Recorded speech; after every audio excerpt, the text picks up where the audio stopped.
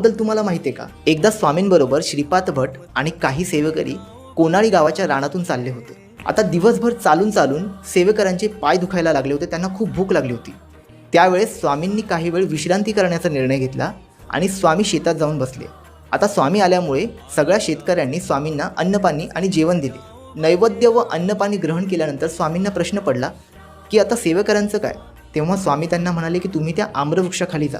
श्रीपाद भट काही सेवेकरांना घेऊन आम्रवृक्षाखाली पोहोचले. तिथे त्यांची भेट एक वृद्ध सुवासिनी बरोबर झाली. ती वृद्ध सुवासिनी श्रीपाद भट्टांना म्हणाली की आज सकाळपासून बरीच मंडळी इथे अन्नग्रहण करायला येणार होते, पण अजूनपर्यंत ते आलेच नाहीयेत. एक काम करा, तुम्हीच हे अन्नग्रहण करा.